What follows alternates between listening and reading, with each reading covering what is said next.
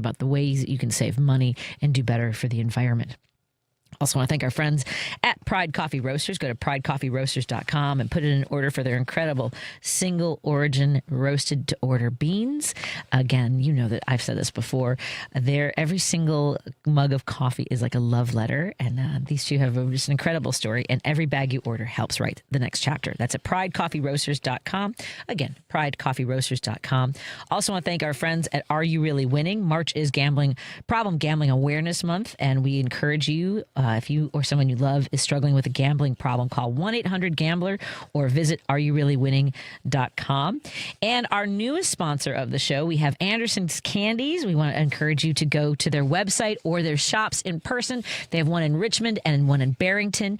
And if you mention Patty V, that's Pattyv online or in the store, you don't have to spell it out if you're checking out with them. Just say Patty V, and I think they'll get it. You get a $5 discount off your entire order.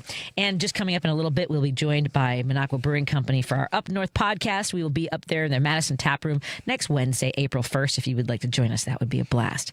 So again, thank you to all of our sponsors. Go to MinocquaBrewingCompany.com, by the way. Check out all the work that we do on their Substack, or maybe put in an order for some progressive brews or some fun swag. I believe if you take a look, I am wearing one of the Minocqua shirts right now that says "Lock Him Up." I also have a Minocqua baseball hat. I feel like I'm a little Minocqua heavy today, but it's because we're doing the podcast. And it always makes Kirk smile when he sees me in the gear. And I was walking in the neighborhood today, and someone told me they liked my shirt, which reminded me I was wearing this shirt in this neighborhood, Lady B. taking my chances on the northwest side of Chicago. So that I think that's kind of everything. Before I get to some of the phone calls, I want to update you a little bit. We had Rob Held in studio on Monday. We've been talking about the ICE agents who have been tasked with being at security checkpoints with TSA because TSA is not getting paid. Some of them are they might be having a little bit of a sudden flu, so some of them are not showing up, which I wouldn't blame them. 5-6 weeks of not getting paid, and they want to put paid agents next to them. What are we doing? Look, TSA's union has been like, this is some BS right here you're all doing. So I've been going to O'Hare Airport this week every day to observe, to document, and because they're not going masked. I am not sharing any of the images that I take at O'Hare Airport with anybody. I'm not putting it on social media. I'm documenting, and that's what that means. But Rob Held has been going and gone live. So everything he's done is live right there on Instagram. He actually was planning to travel, I guess, and went through, because I didn't see many outside of the TSA checkpoints. I got you, babe, Lady B. You want to join me? So I have only, I've gotten a glimpse of one, on the other side. I also did not wear my glasses, so it was very hard for me I was like, what am I doing here without my glasses? I can't see anything. So they did something today, and I assure you, Rob Held took a photo of this. They did something. I have not seen this Monday or Tuesday. Today is Wednesday for those catching us on our podcast, which is available wherever you listen to your podcast. But they have a sign up now, which I have never seen. I've been traveling through O'Hare Airport, and I was I was looking for any signage that prohibited me from taking photos or videos while I was walking. So there's a contradiction here. There is a sign that Rob Held had that says only airline passengers, persons assisting passengers, and authorized personnel are allowed to enter the airport. The airport terminals are closed to the general public, which is BS. I have been flying through and I guess I say if I'm assisting, but I have never seen that before. I went to Fly Chicago's website, and they actually say that you can take right there on their website. And I guess it's intended for media, but now we're all citizen journalists.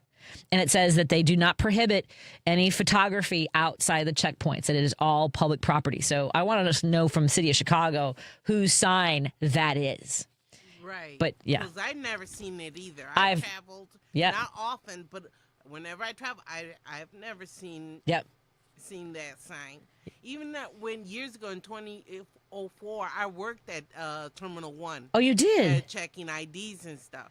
And I've never saw that sign. I'll send a copy of the photo to you. Notice, not flying today, ? Because, I mean, believe me, I know I was being observed. And it is who knows how they're tracking phones of people who have who stand in resistance and persist under this regime. So who knows? I don't understand how could they have ICE agents there and then cannot pay our TSAs who are trained to do the job properly. And my biggest fear is that it's going to happen where they attack somebody and, Yeah, they have their weapons because TSA does not carry guns. No. They're not in tactical gear. Nope. And there are some folks are making jokes that they're taking photos so they can put them on dating websites to tell girls who to avoid, that kind of thing. But these are some ragtag mopes. I'm just saying, like, they're not even wearing, I mean, from New Balance dad shoes to, like khakis and shirts that aren't tucked. I mean, it's just, right. I mean, there's just something about, I also think it's to get us used to normalize heavily armed, agents, federal law enforcement, so that when it happens during the elections, that it'll just be like, there they are again. And that's why we have to say no right now. Right. It's just, I feel like when I heard Trump is people are happy. No, they're not. They're scared. I know. They are scared. You making this look like Russia. Now that you said that he might send troops, the lines are much longer. When I saw the news and they showed the facial expression on the people that are on the line, they look scared. They're not calm. They look scared. I agree. They look scared. Yeah, and believe me, I've had people on my thread, and I know that a lot are bots. I know that a lot are trolls. I also, and this is something that goes back to what Hal Sparks has talked about in the past. When I argue with a bot, I'm not talking to them. I'm talking to everybody else so that they have the argument points if they want. They have the references. They feel more confident in what I'm sharing, that I am willing to back it up. I bring receipts. Right. I'm not just force feeding anybody any, and no one should just feel like they're whatever someone says, like whether it's resharing a video, check out the information. Check me out. Check me out. Yeah, check my references. Check the sources that I put out there. I don't just willy-nilly. I try to put in the first comment of every post I make, I try to share this is from this news outlet, this is from these documents, these official records from the legislature. You know me, I'm a dork. I will bring receipts. Yeah, I know you check. You don't just check one sources or two or three. You have your computer right there in front of you, laptop in front of you, plus all those monitors in front of you. No, come on now. Yeah, exactly. I do it all in real time. Oh my God. Yesterday, my guests got into a coughing fit, and I excuse me, everybody. Yeah, like Dr. Tynus and Ken Mejia Beal all of a sudden like couldn't breathe, and I just had that happen. That was really. I'll say, excuse me, everybody. I'm not. That's me taking a drink. There you go. Okay, I need that very badly. Okay, wow. Now I know what they went through. So surreal. We missed you yesterday. I missed you the last couple of days, so it's good to see your face again, my friend. Thank you. I missed everybody. Well, we're glad to have you back. We have to bring you up to Wisconsin one of these days because I'm going to be broadcasting from there next Wednesday. I'll be there on April 1st. However, we are doing a seance and voodoo dolls. That's going to be after the show, I believe. I hope that we have to make sure that's after the show because I think I need a line of demarcation between the show and entertainment at the tap room, which, by the way, we are going to have we have to go to the break. Let me go to the break and take your phone calls. 773-763-9278. That's 773-763-9278. And I'll take your calls. And then coming up just in a little bit after the 5:30 update, we will check in with Shasti Conrad, chair of the Washington State Dems. After this on WCPT 820 and KKNW 1150. Those are our friends in Seattle. We're booking your folks. We want to make sure you stay up to date on everything, too. More after this. Out Chicago. I'm saying it again. Equal rights for others does not mean less rights for you. It does not. People are insecure. It's horrible. But if you could hear my voice and you voted for this, just think about how does gay marriage affect your life? It does not make any sense. It does not make any sense. Catch Out Chicago every Sunday, 11 to 1 on WCPT 820. Untangling your headphones, finding the right remote, saying goodbye to your favorite shirt that hasn't fit in 10 years. Why are simple things sometimes so complicated? Thankfully, with Auto Owners, insurance doesn't have to be one of them. Auto Owners works with independent agents who live in your community and answer when you call, so you can worry about more important things.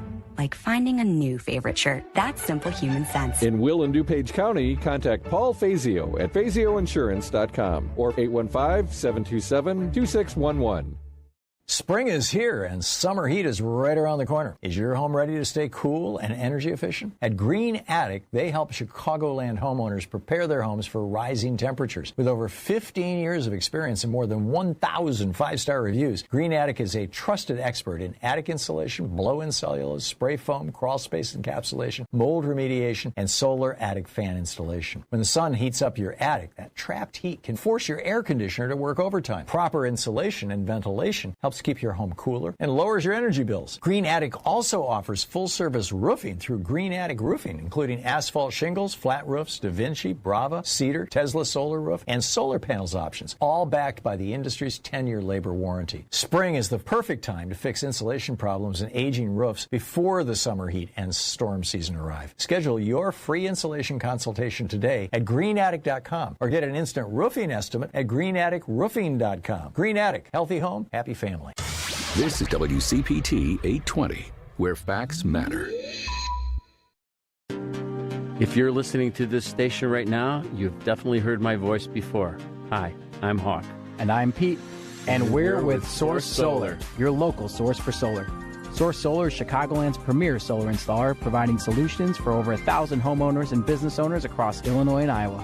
With over a decade of industry experience and deep roots here in Chicago, we have the expertise to help your transition to clean, renewable, resilient energy. We can guarantee that we save you money day one without any out-of-pocket cost to you.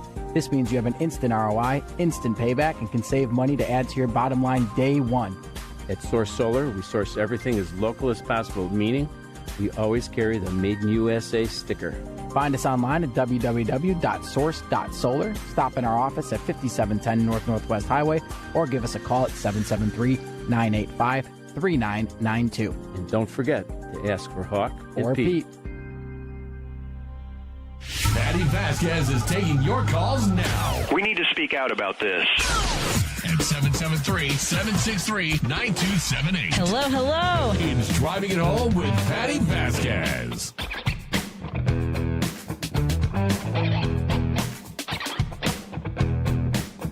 Thank you for joining us. We continue our conversation here on WCPT 820 out of Chicago. And we also have our friends on KKNW 1150 in Seattle, Washington. We also live stream our show on Facebook. We would love to have you follow the Facebook page for WCPT. We're also reading your comments, so please leave your thoughts as well as like and share the page. Again, find it at facebook.com/WCPT820.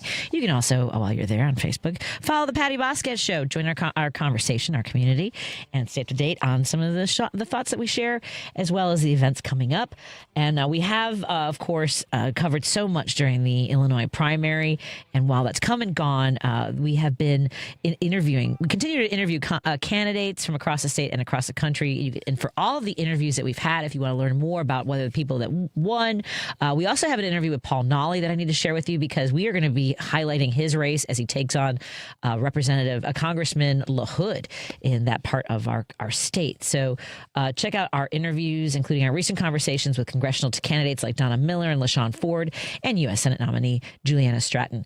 Find the candidate interviews tab at the top of our website, heartlandsignal.com. And let's get to our phone call, our first call of the day. And you, of course, you did beat our second caller, which I guess would make sense if I say you were the first call. Hey, how's it going, Jim? Hi, Patty. Apparently, Trump is going to put his thumb in his mouth and turn blue if they don't pass the SAVE Act. And he's hinging this on the fact that he won't let him carve out a bill for the poor people at the airport so they can get to their airplanes on time. Yeah. He's the one that's holding it up because of the SAVE Act. But think of the SAVE Act and how bizarre that is to begin with. And then when you talk, he's kind of, we all know the motive of this, but it's really interesting. He repeats what Putin told them in Alaska. Get rid of mail-in voting. Get rid of it. A complete murderer and another murdering dictator. And how that even leaked out? How would he even allow that to leak out? I have no idea. But look on the bright side. The gal, you might be, in a couple of years, it might be safe to go back to Florida. his outfit, Mar-a-Lago, that dump. She won the House seat there, a Democrat. And you saw did you see that, Patty? Mm-hmm. I did not see that. Yeah, she won it. I'm sorry, the Mar-a-Lago rep? Yeah, she the Mar-a-Lago, by plus yeah, 11. Yes. Yeah. She won in his backyard. How amazing is that? Yeah, that's a thing of beauty. And then the French general said to go, take a leap before because they don't want. The Europeans, I'll give them credit for this. They value life even during the pandemic. You can see that they erred in the for life. To take whatever precautions they were. I just have a question. And the Republicans, on the other hand, were like, oh, well, if they die. Everything for the economy and everything for the flag. I mean, just absurd stuff. And they don't want to get people killed in the Straits of Hormuz. And nobody will insure these boats. I remember the German woman who ran her shipping yard said, "Are you going to tell me?" He says, "Sure, I can insure. You can insure. We offered to insure. Trump had offered to insure the boats." She says, "Well, what about the people on the boats? Right? Can you get them? Can you bring them back from the dead where they're in the sea?" It doesn't even occur to him. It doesn't even occur to him. Wow. Just their disregard for human life is just amazing. And don't tell me that Iran can't talk Turkey. We've been bargaining with it for 47 years, my God. And we backed Iraq against them to the teeth for 8 years, an 8-year war. They had an 8-year war with Iraq and Iran. Saddam Hussein, we backed him, we gave him the weapons, we gave him everything else. So my point is, they're not silly. They know exactly the history of the region. And they're disregarding all of it. Exactly. And not only that, but then it comes down to if you're a Muslim, say, we've got a lot of Muslims in our country. That's the religion also. That's part of Jerusalem, the Muslim religion. And the point is they want to exist. It's just like, Patty, everybody wants to be free and exist in their little time on this earth. Yep. And that's all. You know that, Patty. Anyway, thanks. Yep. You got tonight's Wisconsin, isn't it? Yep. We have the Up North podcast. How are you liking those shows? I love them. Oh, good. Oh, I'm glad to hear that. I haven't asked folks for feedback on the Up North podcast, so thank you very much. Oh, yeah, I love them. I love them. Okay, thank you much. Thank you. All right, let's get to Seattle. Paul, what's on your mind, my friend? Hey, Patty. My representative in Congress is the keynote speaker at the rally that will take place here just down the street from me. So I called her office today and I said, this is what I would like to hear her say.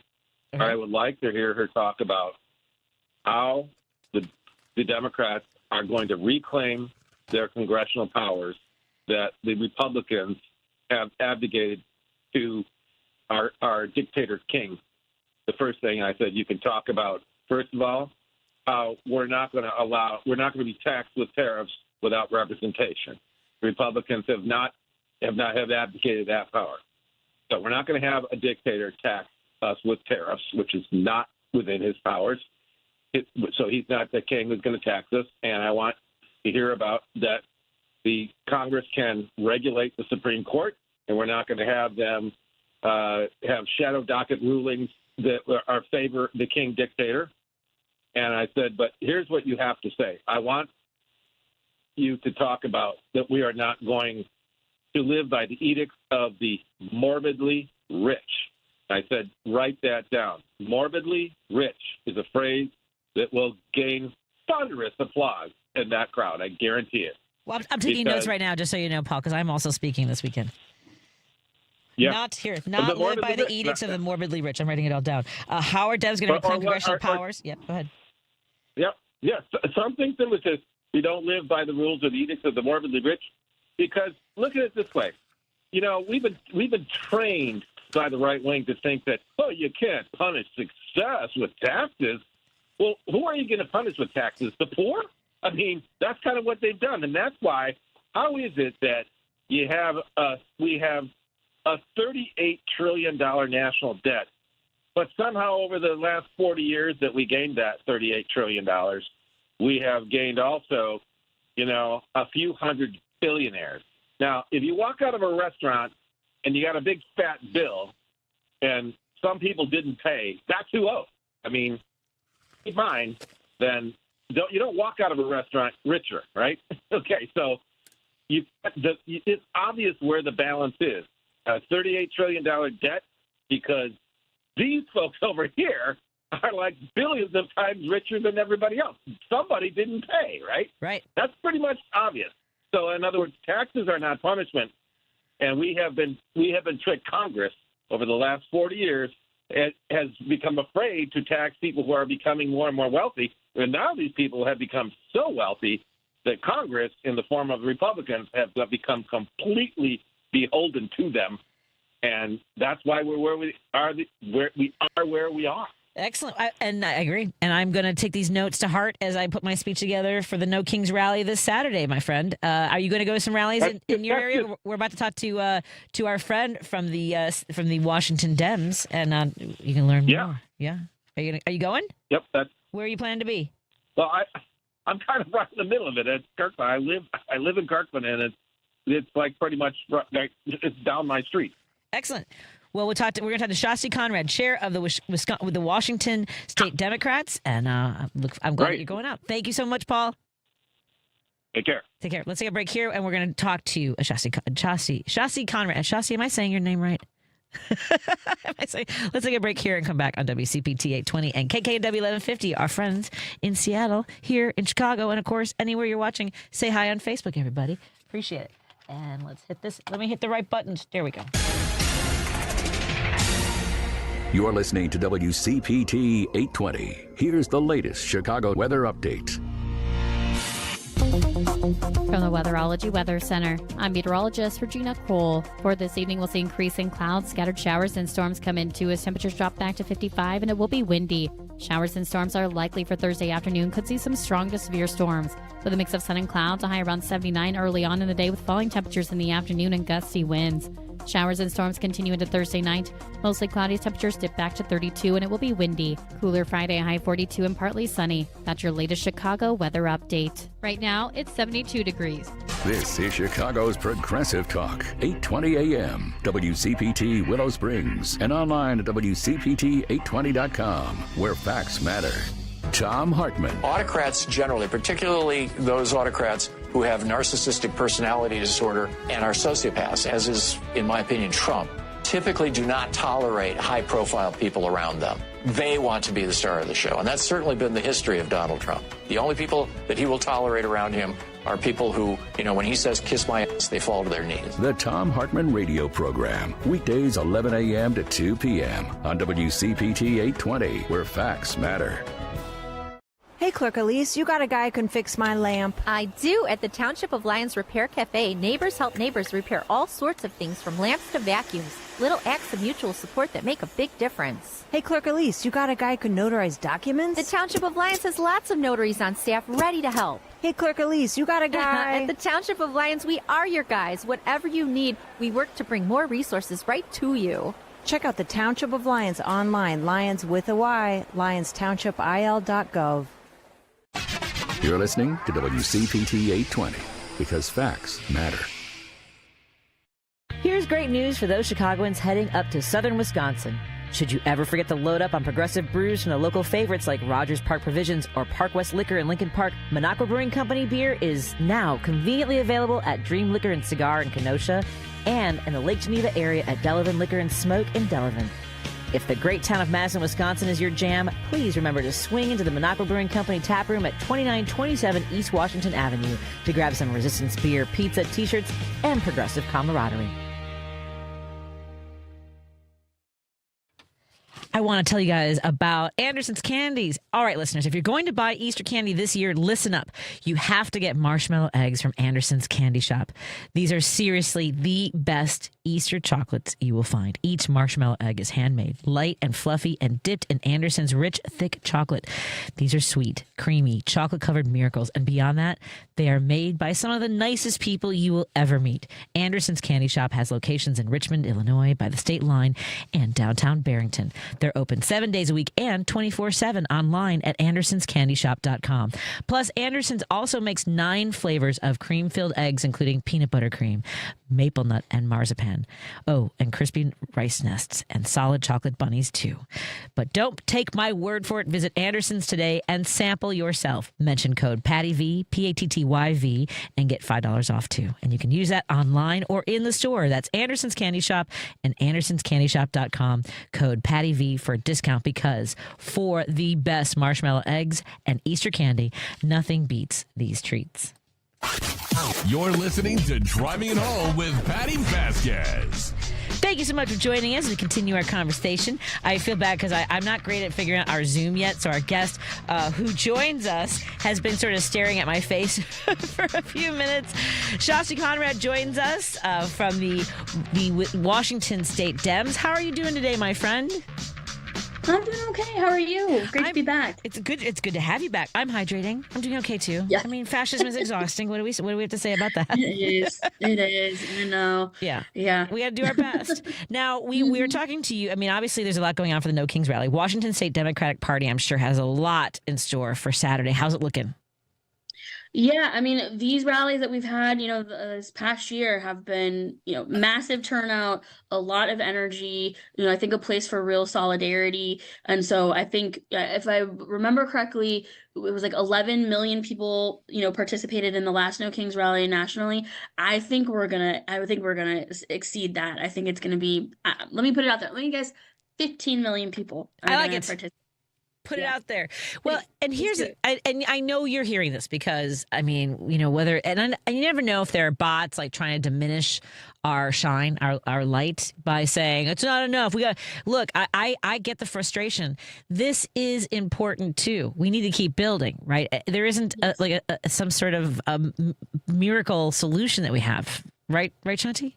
Yeah, absolutely. It's like this is a part of showing Trump, who wants to operate like king, that the people are watching and the people are not going to let this continue, and that we are out here pushing back at every opportunity that we can. Now, I always tell our folks, these demonstrations are incredibly important. It doesn't matter if we don't vote. So it's like, this is a great opportunity, but you got to follow the line all the way through and make sure we're doing the electoral work, the organizing work, to make sure that it ends up in the results that we need to change government, to change leadership, to put a stop to, this kind of just absolute chaos that Trump and the Republicans are leading on right now. I almost feel like we have to figure out a way to take a pledge. Although, we do not, there's some neighborhood organizations that I've been a part of where they do the Pledge of Allegiance at the beginning of the meetings. And it reminds me a little bit of school, but maybe it is that sort of civic engagement that we need to be reminded of taking the pledge for our citizenship, because, yes. For being active. Our primaries were last week and it was 25% of people showed up. And in Illinois, our primaries are often our election, because we're going to win. We're going to get the blue seats are going to be held. But your choices were in March come November. Yes. Right.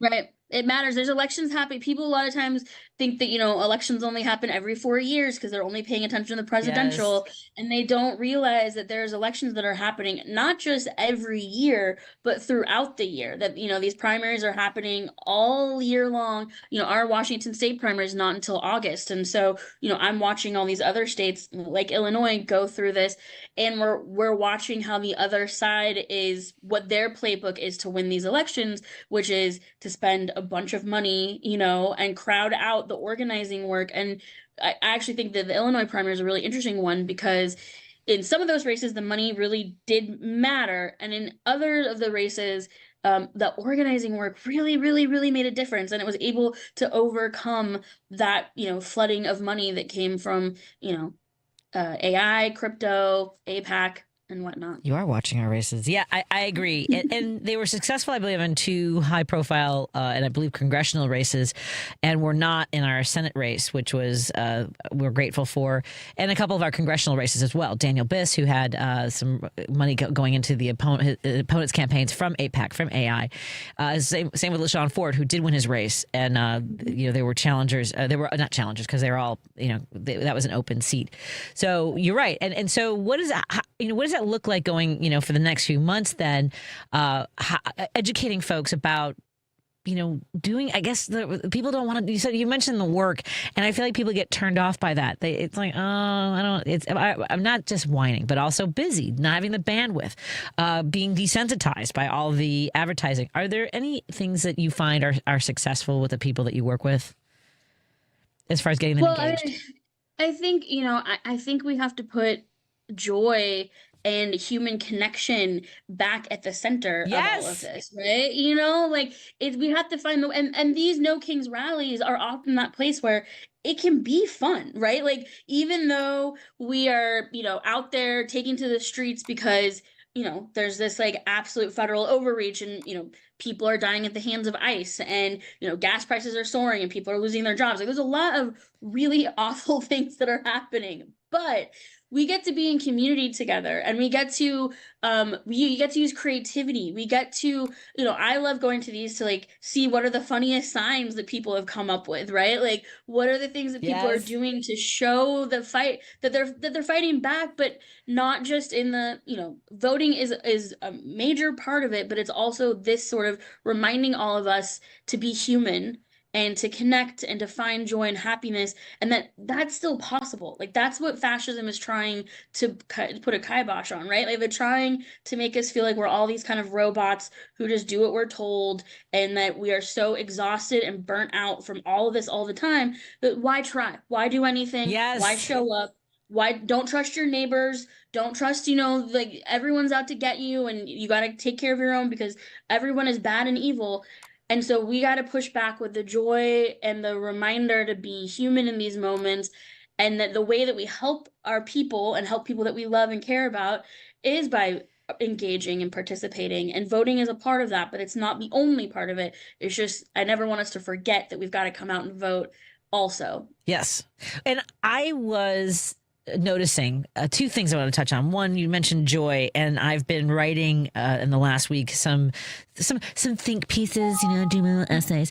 But where I come from, and I can't speak for anybody else, but I get the sense that many of us are like this. I come from a place of love.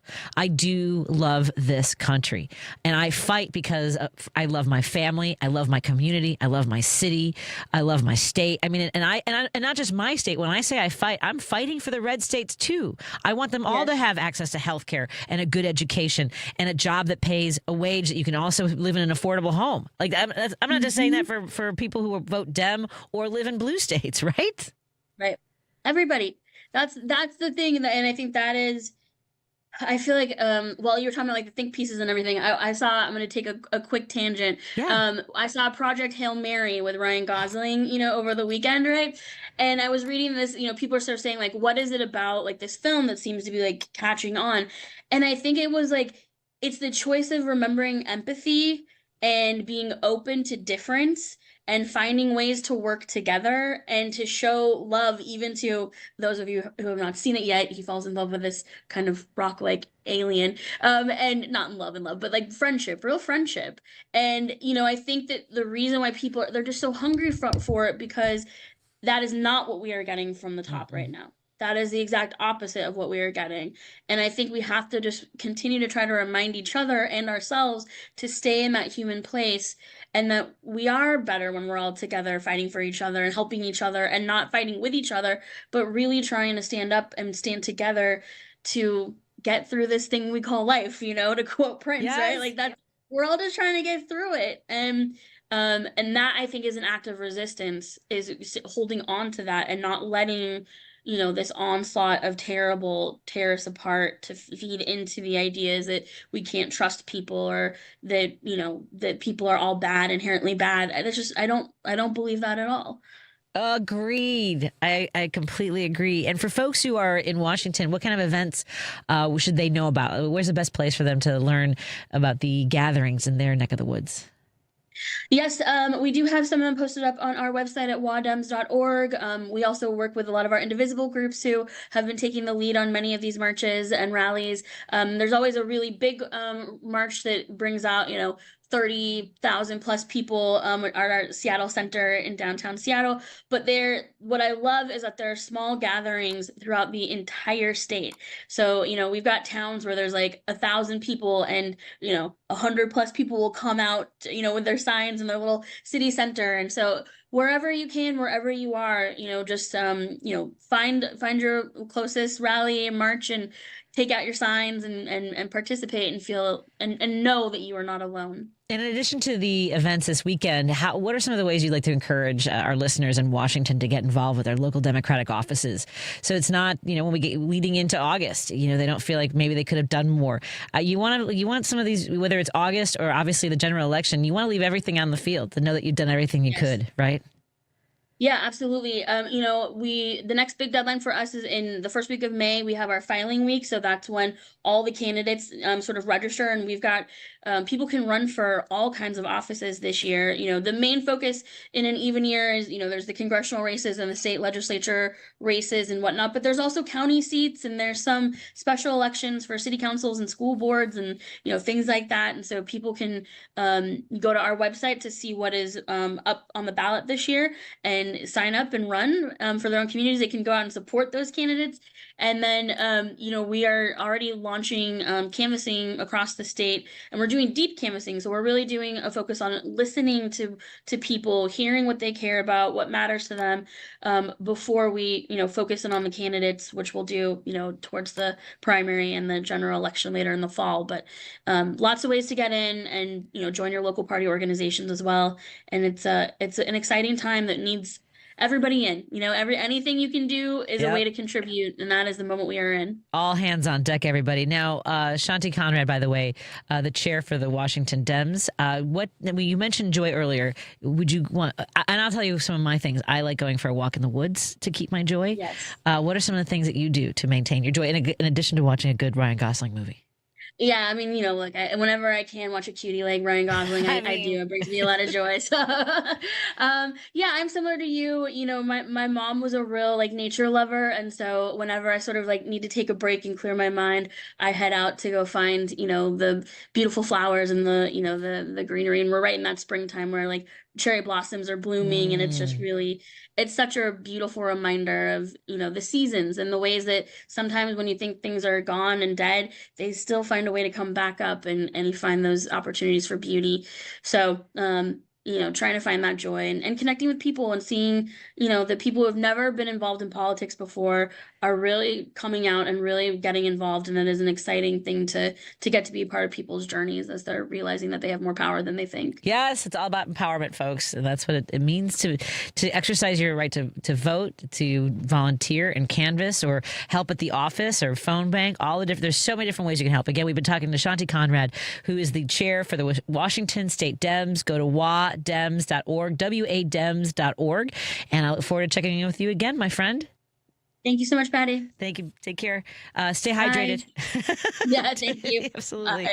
We'll take a break here and continue our conversation when we come back. If you want to give us a call, 773-763-9278. And coming up in just a little bit, we'll have the Up North podcast with Minocqua Brewing Company. Thank you for being here.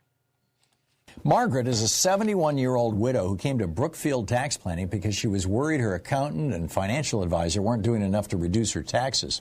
During their free, no-obligation tax reduction review, it was revealed that Margaret had been overpaying $7,250 each year since her husband passed. $102,000 lost forever due to a lack of proactive tax planning. Her accountant does returns after the year is over when it's too late. Her advisor handles her investments but doesn't reduce her taxes. Once the year ends, tax reduction options shrink to almost nothing. Retirees and business owners should plan ahead now using legal proactive strategies to slash taxes. Stop overpaying. 94% of Brookfield's new clients are shocked that they've been paying too much every year. Call Brookfield Tax Planning at 708-485-3439 or visit BrookfieldTaxPlanning.com for your free review. You have nothing to lose. That's BrookfieldTaxPlanning.com. Alexa, play WCPT. WCPT from TuneIn. You're listening to Driving It Home with Patti Vasquez.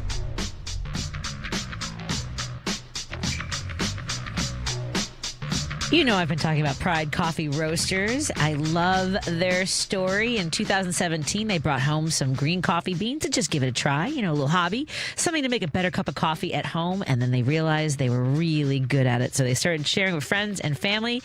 And here we are. They're a small batch roaster doing it the right way. If you have the chance to stop by and see them at a local market, please stop by, including the Jefferson Park Sunday Market. Our next one is coming up in May. And they really do it the right way. They're incredible. Like the Nicaragua roast in particular is one of my favorites. It's got notes of buttery caramelized sugars and cocoa nibs. That's not coffee. That's a love letter in a mug. They're a small business that started in a kitchen and grew because the product is just that good, and their story is still being written. Every bag you order helps write the next chapter. Go to pridecoffeeroasters.com. That's pridecoffeeroasters.com, and taste what happens when people pour their heart into something. Pride Coffee Roasters. And I've mentioned this before. I didn't start talking about my father's struggle with gambling until I began working with Are You Really Winning, an organization that provides support for those who might be struggling with a gambling problem. Because when I was a kid, I mean, in general, it's just thought of as a weakness. You can't control yourself, which then what? That is an addiction. And I know my father was an addict, and it wasn't just gambling. Before that, he was an alcoholic. When he quit drinking, he turned to gambling, and he was also a heavy smoker. He just always needed something, and I don't think he got the kind of support, whether it was, and even if it was offered to him, I think that he would have felt self-conscious, and no matter how hard, he might have tried. And I think if I had known there were support services, and I really didn't as a kid, even as a young adult, I do wish services like Are You Really Winning were available and the way back in.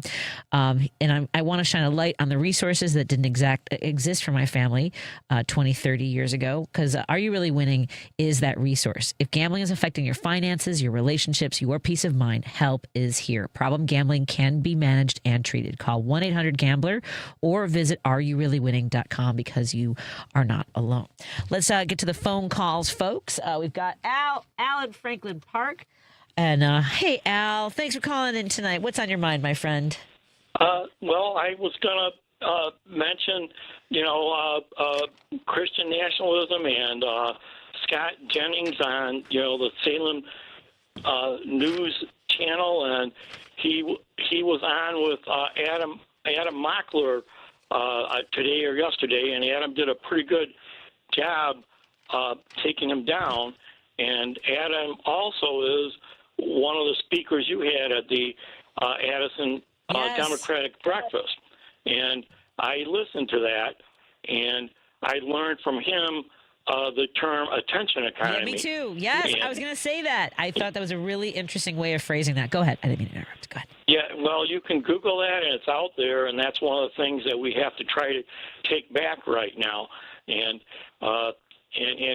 these people are just so interesting. Like Scott Jennings, you can find him on YouTube on his channel. And Friday he was talking about the cat election and saying how she just was not a good person, and that she hadn't lived there for a long time. Maybe she doesn't even live in that district. And then he went on to play something from her from a year ago where they were talking about health care for everybody. And he goes, does that mean for illegals? And Kat said, that means for everybody. And then so they're sitting there saying, she wants health care for everybody. Want health care for illegals. It's just amazing how they twist things on the other side. And we just got to figure out how to take back the attention economy. I agree completely. Are you on social media? Yes, I'm on social media, and I'm on your Facebook page, and I'm on Facebook, so I see a lot of that stuff going on. Yeah, and that's kind of my goal is to is if I can cut through the noise in any way possible. And I'm we have the Heartland Signal newsroom folks does an extraordinary job of tracking the stories because Project 2025 was unpacked in the city, in state capitals across the country. And so what we're seeing are the after effects of that. The one I posted today is about nursing certification in Kansas. They want to lower the standards by which they train nurses because they just want to fill more beds. This is all lobbying from the nursing home owners, the hedge fund owners who are like, we have a nursing shortage because they don't want to pay them what they're worth. They don't want them to be trained as well as they should because all they want to do is fill beds and make money. Sorry, you made me yell out. But anyway, that's just one of the stories I covered today. And every day, the Heartland Signal newsroom is showing you how the oligarchy, how MAGA, how the GOP is controlling our state houses across the country and the impact it's having. And there's actually a great story out of Tennessee. They were telling me that one Republican actually pushed back on some LGBTQ pride events and symbols of support. So it sounds like they're maybe we're cracking through to MAGA and their direction is more is fascist. So at any rate, thank you for following me. It's just they just have so much money they throw around, and they throw around at everybody, and they throw it around at the representatives, and that's how they are owning us and owning the media. So we have to find ways to throw sand in the gears, as I say, and I got some ideas I'm working on. Well, good to know. I look forward to hearing what they are. It's so good. Where are you going to be for No Kings? Where are you hanging out? I think I'm going to be at the 3 put on by the Northwest Suburban Indivisible, and I will end up at the one that you're at in Elk Grove. Is that right? That's right. Yeah. And also, don't forget, starting at 2, the Rotary Green in Elk Grove Village will have a democracy fair starting at 2, everyone. So that's the same location I'll be. And thank you, Judy, from the Morton Grove Indivisible Niles, Maine Township. I appreciate that. Yeah, that's going to be quite the affair. And then Joan was saying her band is going to be there. She knows about. Yes. And of course, I think her partner's band is playing. Partner. That's the word I was looking for. Awesome. Okay. All right. Thanks. All good. There's just so much to do. I mean, it's amazing. I agree. We all got to just keep moving, and we're going to win against these guys. But they just got so much money they're throwing at us. Yeah, no kidding. Thank you. Thanks, Al. Appreciate it. Let's get to our next phone call. I'll put you on hold, and there's Max. Hey, Max, what's on your mind, my friend? Oh, hi. So anyways, I don't want to jump all around, but what the last guy was saying, I told you before, my little boy, when he was 2 years old, he had cancer. Mm-hmm. And I have a good paying private health care job. Okay, this is a long time ago. This is back in the 80s. Okay, so, there was a immigrant that was, getting his son treated, and he had free stuff when I had to pay. And I had to pay, I think, $42,000. That's how much I was in debt. Wow. I would pay all the time. But I could tell you right now that, you know what, I don't mind paying that, and I don't mind immigrant coming over here and getting health care. I mean, what kind of human beings are we that we're not going to give a child treatment or somebody that's sick treatment? Because right there, that's disgusting. But anyway, illegals pay, I'm pretty sure it's $20 billion, and they use in taxes, and they use up $3 billion. So the United States is making money off these people, and then they're being exploited by the companies that they work for. So, shame on people like that. But anyways, I wanted to say I actually do go to Seattle. I'm going to go there this year for the election, and I'm going to be supporting the woman, and I can't pronounce her name, that she has it's onstrike.com or .org. Okay. You could go to her website. And she's against ICE because basically what I think we need to do, I think pretty sure Trump is getting ready to invade somewhere over there in Iran. And a lot of people say a lot of Americans are going to be killed. that, ICE is talking how tough they are against unarmed women, shooting men in the back, picking on little children, and they should be the ones that should go over there first. Yep. And they're going to be with Lindsay and those other people with the big mouths to stand up to Iranian people and try to steal their gas. Because this is really what it's about. Yeah. And we need to into it. I agree. Thank you so much. I got to run because we're at the end of the show, and I appreciate it. And I also want to tell a listener who was texting in, I that was a little clumsy as far as Daniel Biss. I know he didn't. I'm saying there was APAC money in that race, and he was able to be successful without taking that money. And she was kind of talking about how there was so much money in these races, and that some people were able to do it with strategy and not as much money. And that's what I meant. So I apologize if I kind of consolidated all those thoughts into one and didn't make that clear. Correct. Daniel Biss did not take APAC money. Laura Fine did, and he won regardless. All right, let's take a break here. When we come back, it's the Up North podcast. I'm running late. Sorry about that, everybody. It had to be done. I had to clarify that. Sorry. And here we go. This is a WCPT moment in labor. When Serena Williams won her title at the Tennis Grand Slam tournament, we know she gets the same prize money as her male counterpart. However, prior to 1973, that wasn't always the case. When Billie Jean King captured her first Wimbledon title in 1966, she was surprised to find out that the winner of the men's tournament received £2,000, while she only received £750. After being unable to find any tournaments for women, King and 8 other women formed their own tournament, the Virginia Slims Invitational, where each woman was paid $1 before posing for the famous picture of them each holding up their dollar, with the caption, "Contract Pros." While the move was bold, the pay discrepancies continued. King threatened to boycott the 1973 U.S. Open unless the women were paid the same as the men. Thanks to a grant from Band Deodorant, both the men and women singles would take home $25,000. Despite the progress at the U.S. Open, it wouldn't be until 1984 that the Australian Open would execute equal pay, followed by the French Open in 2006, and finally Wimbledon in 2007. Amazon Business empowers leaders with smart business buying tools, leaving time to focus on strategy and growth. Free up your teams and focus on your future at AmazonBusiness.com. AP News, I'm Ben Thomas. The jury in Los Angeles has found Meta and YouTube liable in a landmark social media addiction trial. Ed Donahue has details. The plaintiff is a 20-year-old woman who says she became addicted to social media as a child, and it exacerbated her mental health struggles. Her attorney, Mark Lanier, says this sends a strong message. Regardless of whether the children are getting sent pornographic pictures, regardless of whether they're being sexploitated, regardless of those types of issues, just because of the features alone that drive addiction, these companies can be held accountable. Other families were there backing this case. Juliana Arnold blames Instagram for her daughter's death. They knew the harm, right? They knew the damage.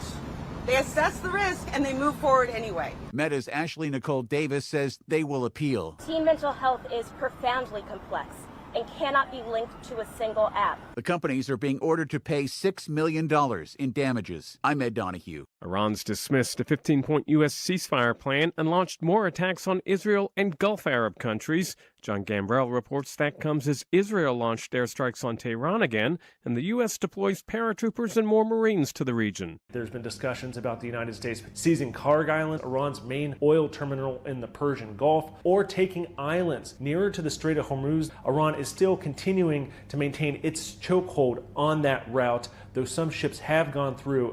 Still, oil prices eased today, Brent crude settling above $97 per barrel. And stocks rallied, the S&P up 0.5%, the Dow 0.7%, the Nasdaq 0.8%.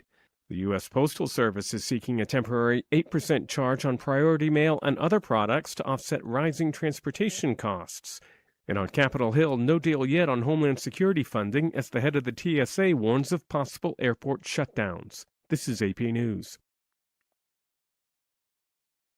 Hi, Panjwani on the current face of women's college basketball. UConn star AZ Fudd has become one of the most visible faces thanks to a wave of TV ads and social media deals. Fudd has appeared in ads for brands like Planet Fitness, Marriott Bonvoy, and Geico. I'm super excited to see everything to start to roll out. A sports marketing expert says companies now know how to use college athletes in real time. Fudd told the AP that her Planet Fitness partnership links to her injury recovery. So that is like an essential part of my literally every single day, some form of recovery. So to be able to partner with them and really put that emphasis on how important it is to make sure you're recovering and take care of yourself physically, mentally. Throughout her career, Fudd has suffered a foot injury, a knee injury, and she tore her ACL. She's been healthy the last 2 years, helping UConn win its 12th national championship in 2025. I'm Haya Pinjwani. There are more stories at apnews.com. I'm Ben Thomas. Thanks for listening. This is 820 AM, WCPT Willow Springs, and streaming worldwide at WCPT820.com. We are Chicago's progressive talk, where facts matter. Now, your WCPT 820 weather update. From the Weatherology Weather Center, I'm meteorologist Regina Kroll. For this evening, we'll see increasing clouds, scattered showers and storms come in too as temperatures drop back to 55, and it will be windy. Showers and storms are likely for Thursday afternoon. Could see some strong to severe storms. With a mix of sun and clouds, a high around 79 early on in the day with falling temperatures in the afternoon and gusty winds. Showers and storms continue into Thursday night. Mostly cloudy, temperatures dip back to 32, and it will be windy. Cooler Friday, high 42 and partly sunny. That's your latest Chicago weather update. Right now, it's 72 degrees. Turn your tax refund into a new kitchen with Menards. Make this the year you check that project off the list. Renovate your space with new cabinets from Cardell. They're ready to install and come in a variety of styles and finishes with free shipping to your home. Visit our kitchen showrooms in-store or go to Menards.com for free estimates today. Plus, check out our weekly flyer for all of our hot deals going on now. Save big money at Menards. All right, son. Time to put out this campfire. Dad, we learned about this in school. Oh, did you now? Okay. What's first? Smokey Bear said to. First, drown it with a bucket of water. Then stir it with a shovel. Wow. You sound just like him. Then he said. If it's still warm, then do it again. Where can I learn all this? It's all on SmokeyBear.com with other wildfire prevention tips. Because only you can prevent wildfires. Brought to you by the USDA Forest Service, your state forester, and the Ad Council. Chicago's progressive talk, WCPT 820, where facts matter.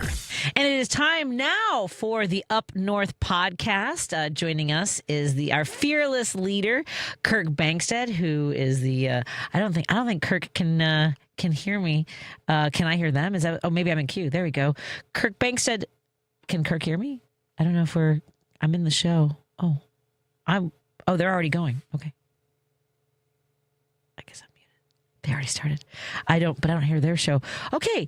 I can't hear the Up North podcast, so we're going to have to, you know what? While we're here, I want to thank our sponsors, Source Solar. Go to source.solar and make an appointment with Peter Sorellis to see if it's time to get solar panels on your house or business.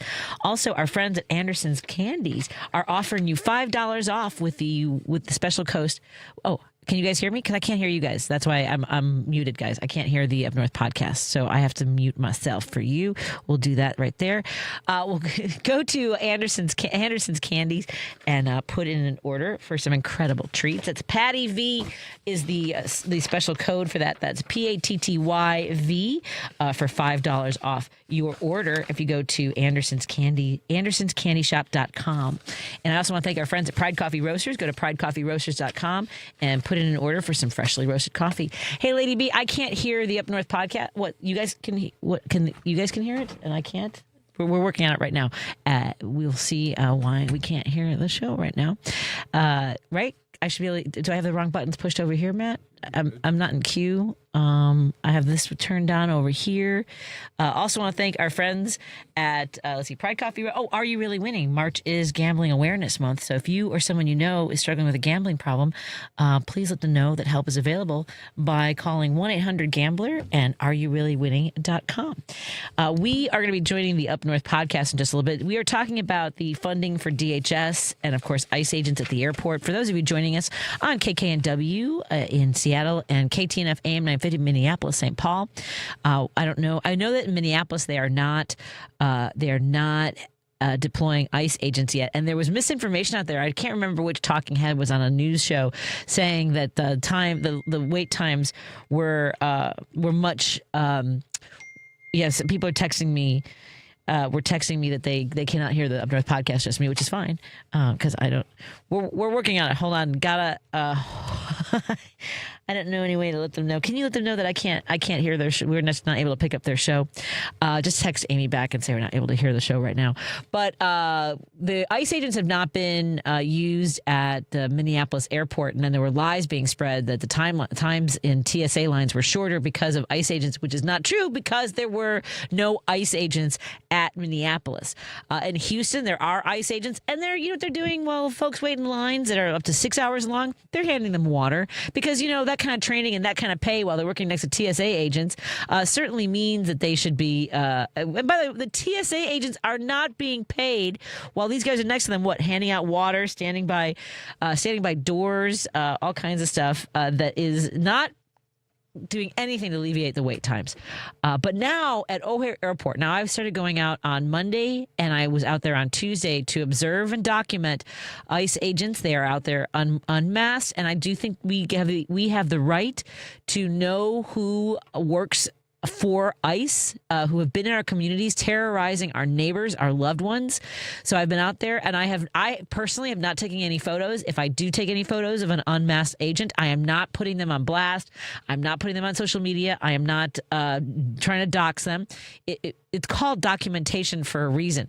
And I have that right, not just as somebody in the media to take photos, but also as a citizen. You can go to ACLU's website. They have information there about your rights to photograph anyone that is working for our government, including TSA agents, ICE agents, FBI. We have that right, and I'm so tired of people telling us we don't. Now, there are signs at O'Hare Airport, and I want to find out from O'Hare, from the city of Chicago, if those are our signs or if that's something that has been done by the Department of Homeland Security that says you cannot take photos. Not that you can't take photos. I'm sorry.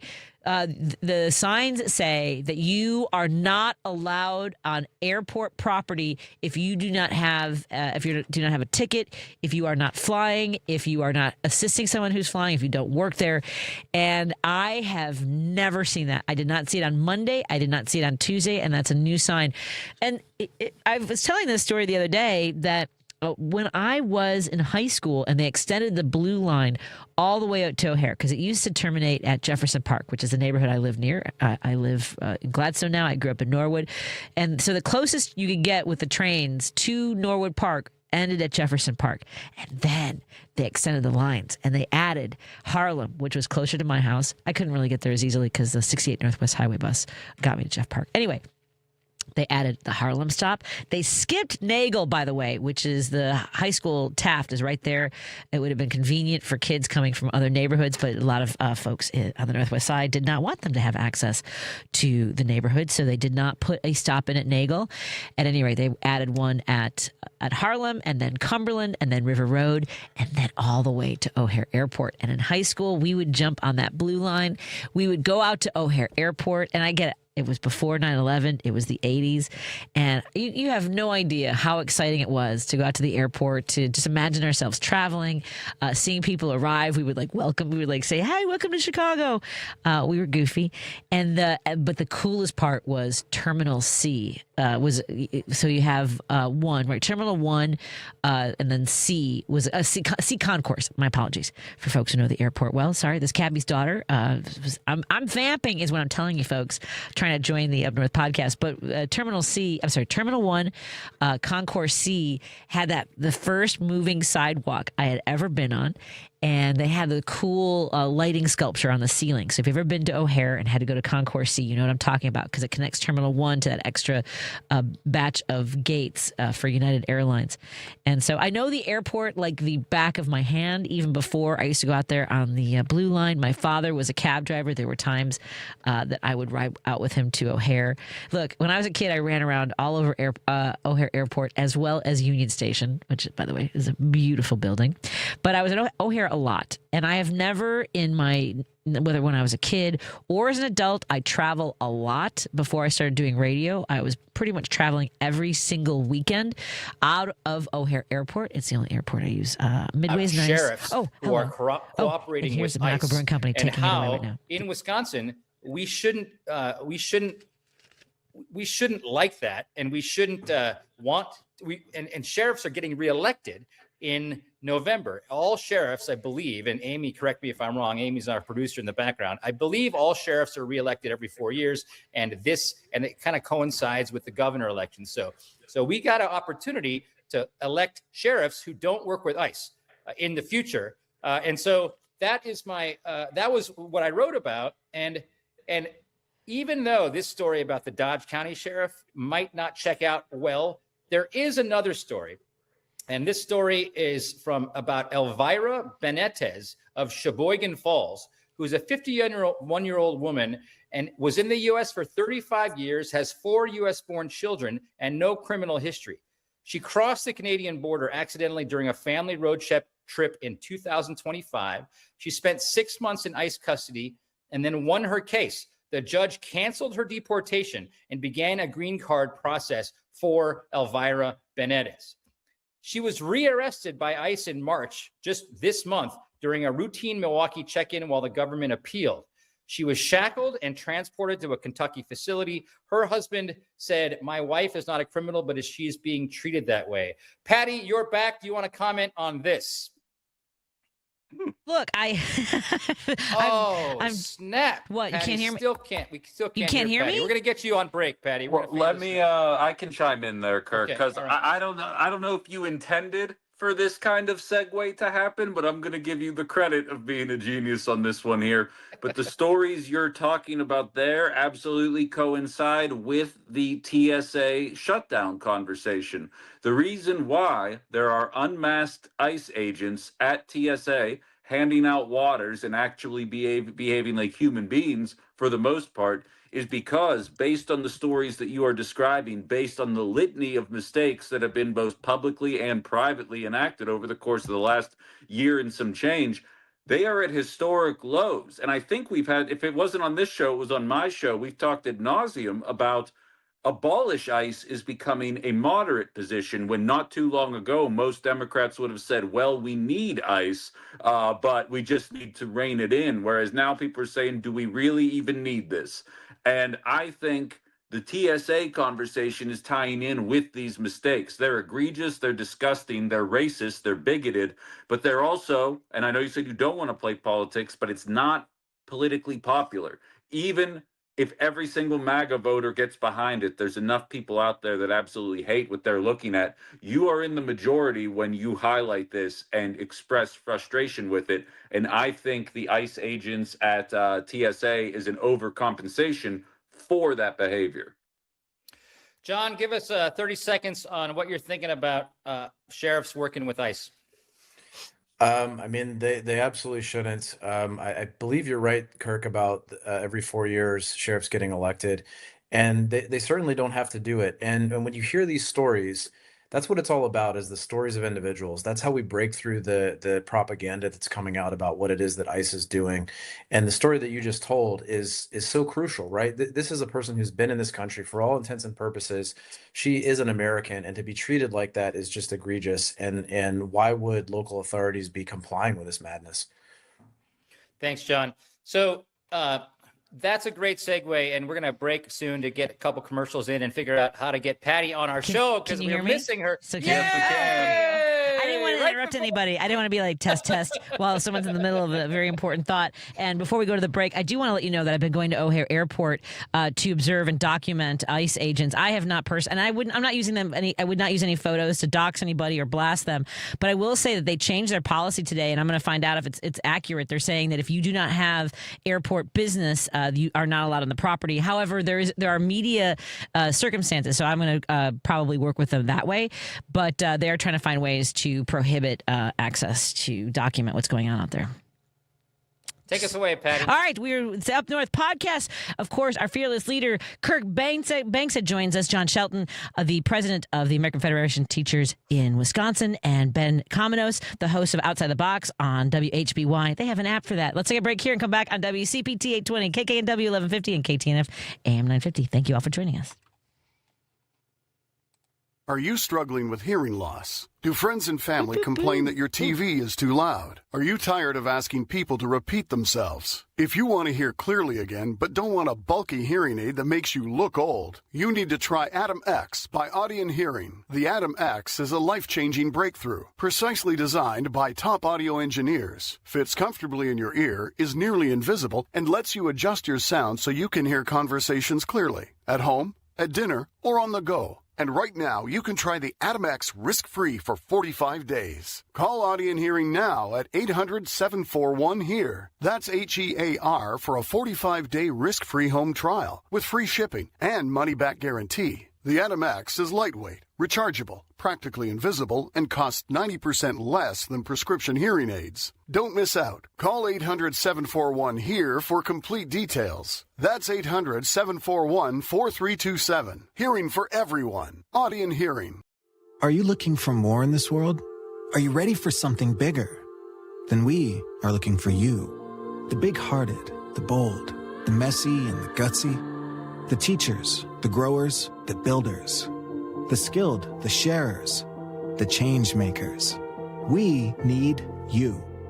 We are the Peace Corps. In more than 60 countries, we go all in and all out.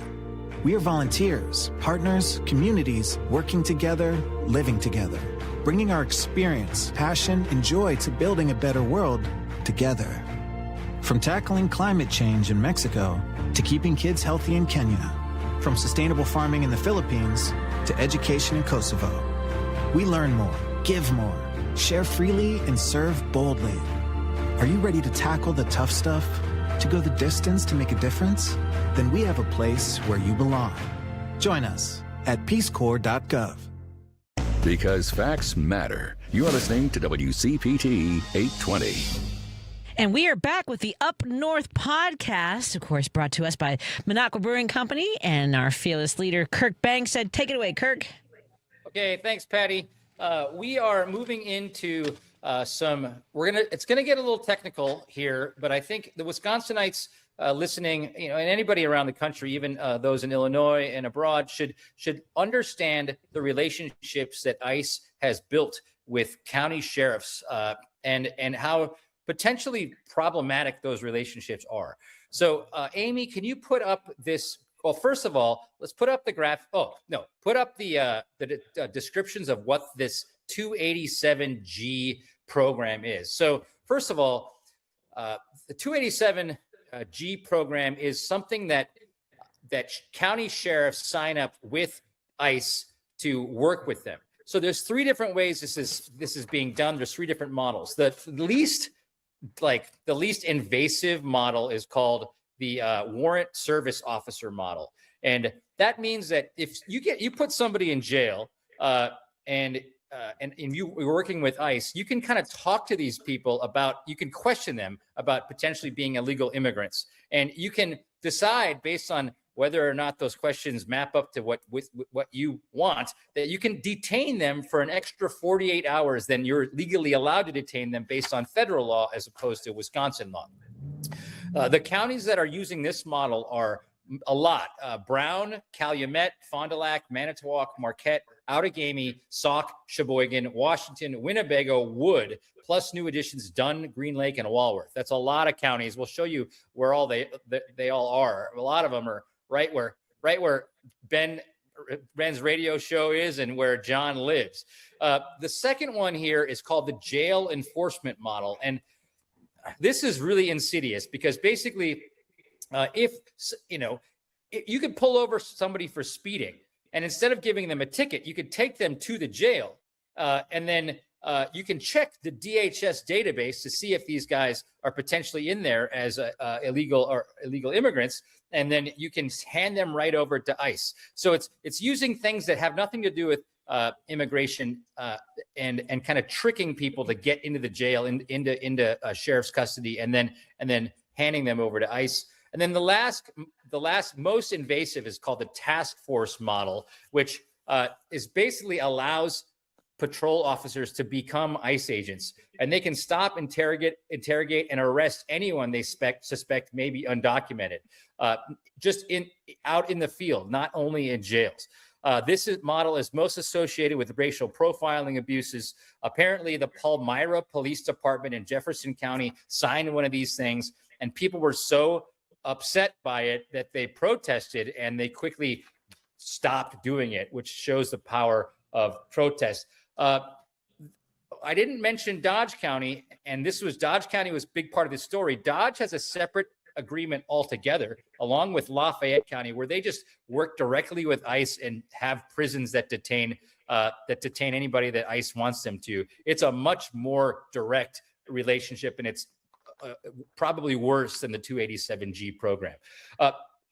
John, you are running for Common Council in Green Bay, which is in Brown County. What do you think about your sheriff working with ICE? I kind of asked you this earlier, but I want to talk about Brown County in specific. Yeah. Well, and I gave a very, short answer then because I knew we only had 90 seconds or whatever. But I'm coming at this from two perspectives. So I'm president of a union that at our last convention, we declared ourselves a sanctuary union. What that means is that, we oppose ICE overreach in all of its forms.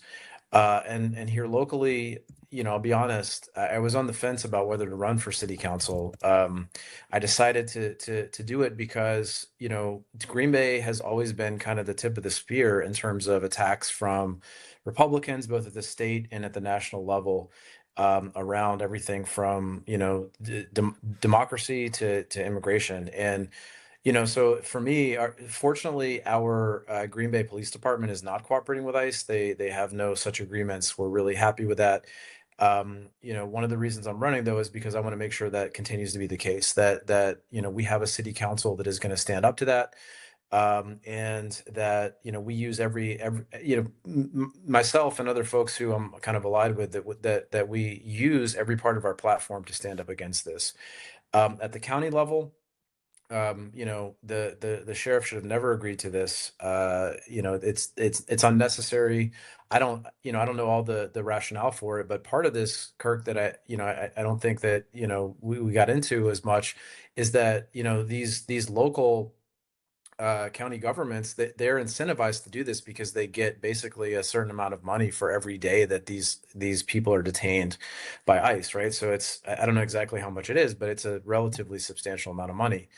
And so, that probably played a role in Brown County. What I would like to see is our county board, and of course, there's a bunch of county board elections that are happening next in a couple weeks as well. I would like to see our county board stand up to this and basically demand that the sheriff renegotiate this. There's been a lot of activist groups here who have been pushing him to do that. And of course, as you mentioned, there will be an election in the fall. I'm not sure if anyone has yet.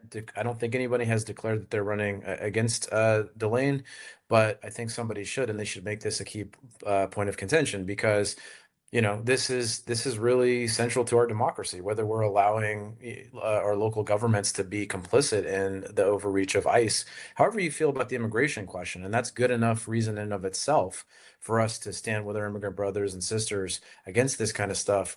But in terms of what this means for things like due process and the very integrity of our democracy, we should be standing up against this. And the other piece of this, I don't know if we're going to get into this at all, but the ACLU, in conjunction with Voces de la Frontera, has actually challenged these cases in the court. So the state Supreme Court will be hearing this. Makes it all the more reason that on April 7th, people go out and make sure they elect Chris Taylor to the Supreme Court so we can make sure that this gets a fair hearing in the state Supreme Court. Thanks, John. Ben, this is a great segue. You brought it up. Ben's got numbers about what these counties are actually getting paid to jail immigrants. Ben, what do you got? Yeah, you need an industrial complex described. I'm your guy. Talking about the prison, industrial complex, we're looking at between $70 and $110 per bed, which is significantly higher than local county populations typically get for that number. And of course, we're looking at about $340 million given to some counties for this partnership. And Kirk and I were talking about this off the air, actually. It kind of constitutes, in a lot of ways, a bribe, because we have these counties that are underfunded, and in the state of Wisconsin specifically, it's not like we don't have the money to handle it otherwise, but you're seeing some sheriffs that I think would relish in this act just to do it. Other sheriffs maybe not necessarily thrilled with the decision, but knows that it's good monetary policy. And I'd even argue some people that join ICE view it through that lens. It's not like it was invented in Wisconsin, and it has existed before ICE, but I think this is just the most flagrant and corrupt iteration of the prison industrial complex that we've seen, at least recently in this country. Got it. Patty, Yep. What's going on with legislation right now? You've done a little of that. Yep. Okay, Republicans passed AB 24 on a straight party line vote in the Assembly on March 18th. Last year, it passed 51 to 43 and is now engrossed, meaning it passed the Assembly but is still moving through the Senate, where it was available for scheduling as of June, which would require local law enforcement to check the citizenship status of people in custody for felony offenses and notify ICE if their citizenship can't be verified, and requires sheriffs to comply with detainers and administrative warrants. If a sheriff refuses to comply, the county would face a 15% deduction in its state shared revenue for the following year. And of course, ACLU of Wisconsin warned that this 15% of an entire county's shared revenue on this line would lead to the sheriffs erring on the side of overporting, meaning the chilling effect goes beyond the bill what it technically requires. So that's just one of the things that I know is happening. No sanctuary law exists statewide. 2 major counties are holding the line. Republicans are trying to use the state budget as a weapon to force compliance, which is, of course, insane. Thank you, Patty. It shows that the Republicans are way off base here. You know, they're still pushing for this, even though it's deeply unpopular. We will hold the line, and that will probably help us take the majority in 2026 if we have elections. I think we got to go to a break, and after that, go to talk about education dollars. Excellent. We are broadcasting the Up North podcast, courtesy of the Minocqua Brewing Company and our fearless leader, Kirk Bangstad, joined by John Shelton, president of the American Federation of Teachers, Wisconsin, Ben Cominos, the host of Outside the Box on WHBY. Of course, we're here on WCPT, KKNW, and KTNF. We're so glad you're all here. We'll be right back. You are listening to WCPT 820. Here's the latest Chicago weather update. From the Weatherology Weather Center, I'm meteorologist Regina Kroll. For this evening, we'll see increasing clouds, scattered showers and storms come into as temperatures drop back to 55, and it will be windy. Showers and storms are likely for Thursday afternoon. Could see some strong to severe storms. With a mix of sun and clouds, a high around 79 early on in the day with falling temperatures in the afternoon and gusty winds. Showers and storms continue into Thursday night. Mostly cloudy, temperatures dip back to 32, and it will be windy. Cooler Friday, a high 42 and partly sunny. That's your latest Chicago weather update. Right now, it's 71 degrees. This is Chicago's Progressive Talk, 820 AM, WCPT Willow Springs, and online at WCPT820.com, where facts matter. After my wife died, I felt like I lost everything, including my love of fishing. But one day, my granddaughter called, and I realized I still had a lot to look forward to. I got referred to a psychiatrist who explained depression can happen to anyone. Getting help doesn't make me weak. It makes me stronger. I just wish it made me better at fishing. Mental health care is working for Diego. See what it can do for you at mentalhealthcareworks.org. A message from the American Psychiatric Association Foundation. When your car is making a strange noise, no matter what it is, you can't just pretend it's not happening. That's an interesting sound. It's like your mental health. If you're struggling and feeling overwhelmed, it's important to do something about it. It can be as simple as talking to someone in your community, or just taking a deep, calming breath when you need it. Nice. For mental health resources, check out loveyourmindtoday.org. At loveyourmindtoday.org, you'll find information that may help you get through a tough time. Things like tips for dealing with stress, how to navigate difficulties like financial worries, anger, substance use, and more. You can also find real stories of how people navigated their own mental health challenges. Because once you start to address the problem, you can go so much further. Visit loveyourmindtoday.org. That's loveyourmindtoday.org. Brought to you by the Huntsman Mental Health Institute and the Ad Council. Hey Google, play WCPT. Streaming Chicago's Progressive Talk from TuneIn. All right, listeners, if you're going to buy Easter candy this year, listen up. You have to get marshmallow eggs from Anderson's Candy Shop. These are seriously the best Easter chocolates you will find. Each marshmallow egg is handmade, light and fluffy, and dipped in Anderson's rich, thick chocolate. These are sweet, creamy, chocolate-covered miracles, and beyond that, they are made by some of the nicest people you will ever meet. Seriously, I've met them, and their shops are so lovely. Anderson's Candy Shop has locations in Richmond, Illinois, by the state line, and downtown Barrington. They're open 7 days a week and 24/7 online at andersonscandyshop.com.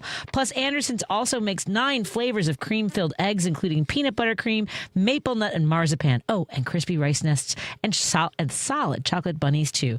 But don't take my word for it. Visit Anderson's today and sample yourself. Mention code PATTYV and get $5 off, too. That's PATTYV, and yes, you can use that online or say it in the store. You don't have to spell it out there. That's Anderson's Candy Shop and andersonscandyshop.com. Code PATTYV for a discount, because for the best marshmallow eggs and Easter candy, nothing beats these treats. Let's come back to the Up North podcast. Joining us on Minocqua Brewing Company, of course, led by our fearless leader, Kirk Bangstad. Larson, who was on the show last week, kind of introduced this to me, and I didn't know it was happening, that Democratic Governor Tony Evers has been working with Robin Voss and what's his name? LeMahieu. I don't know his first name. Was it Brian LeMahieu? I don't know. But these are both the Republican Senate Majority Leader and Assembly Majority Devin Leader. LeMahieu, Devin, yeah. And so, there's a $2.5 billion surplus in our budget. And that surplus kind of came from COVID money that the Republicans never let Evers spend, for the last 6 years. But arguably, the Republicans have been not letting him spend it, and we've been because of that. We've been shortchanging public schools all those years. So, Senator Larson, he wrote all about this on Sunday, saying we shouldn't count that as a surplus. We should count that as money that should have been going to public schools all along.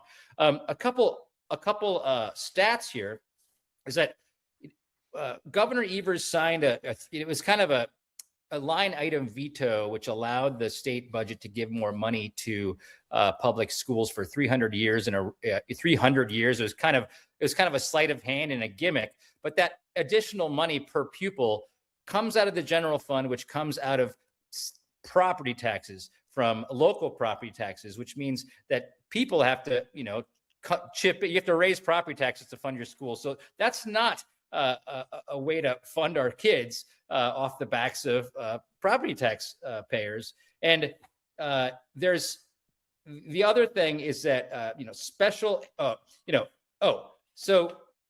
don't have a surplus, and so the goal is to make sure that we tell Evers that this is not something we want him to do. I want to pass it to John because he, being the president of American Federation of Teachers, knows a lot more of the details of why our public schools are underfunded. And then we'll talk to Patty and Ben about their perceptions later. John, give us the biggest reasons over the last 2 decades why public schools have just been chronically underfunded. Yeah, well, first of all, Kirk, thanks for doing this topic, because this is really, really important. And we've been tracking this over the past couple of weeks. And, honestly, Senator Larson's Substack really does a nice job of laying this out.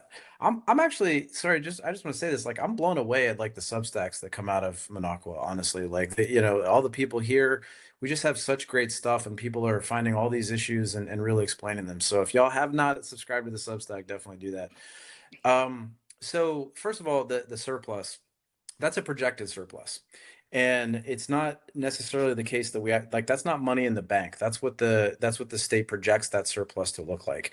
Now, that surplus has been on the backs of teachers, other educators, other public employees. This goes back to Republicans chronically underfunding public education, other public institutions for over a decade. And so we're at a moment now where Evers is deciding to negotiate. Our position is, first of all, we shouldn't be negotiating over this at all, because there's a really big chance that we're going to get a majority. Democrats are going to get a majority in both houses of the legislature, and we should be thinking about how we're going to use that money for our priorities. But if we are going to do it, it needs to go to public education, because as you mentioned it, public education has been chronically underfunded. The things to realize about this is that there are these things called revenue limits, which is a mix of state. This is a little bit in the weeds, but I'll try to do this as quickly as I can. The Wisconsin Public Education Network has great resources on understanding this if people want to dig into it a little bit more. But these revenue limits are a mix of state funding and property taxes. And these have been capped for a really long time. So that 400-year veto that you talked about, that line item veto that you talked about, it used a loophole to actually raise the revenue limits, but it didn't actually fund that money from the state. So what that means is that $325 a year that Evers put in there, that if the Republicans are not going to actually fund that at the state level, then property taxpayers have to make up the difference. So what's happened in a lot of places, because the state legislature has not properly funded education, is local school districts are having to go to referendum after referendum after referendum, right? You probably live in a community where you have a referendum right now, and it's just to kind of keep things where they are. The other piece of this is that the big things that was negotiated in this last budget was special education funding. And this was sold to us as something that would really add to the funding of public schools, because this was the first time in a very long time that there was no per pupil increase across the board in the state budget. And the reason was because there was a negotiated increase in special education funding. The problem is that funding wasn't actually funded. It was funded at an estimated amount, and school districts spent dramatically more than what that was budgeted for over the past few years. So what Democrats have been asking for is some sufficient funding, which means that if you're going to say you're going to fund 45% of the special education funding for the state, you have to actually fund that. You don't just shortchange school districts when they spend more money. And just to give you some context, right, when special education funding became a thing in the 1970s under the individual idea, the Education Act that came out of Congress for individuals with disabilities, the goal was to spend dramatically more federal funding on special education. That didn't happen. And so, our state has to make up the shortfall.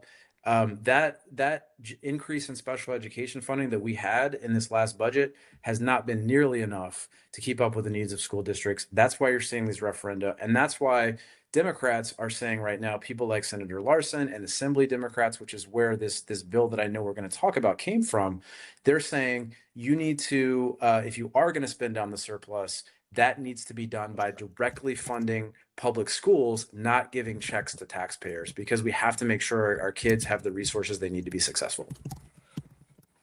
John, talk to us about that Assembly bill. I think it's 1176. What are they trying to pass right now?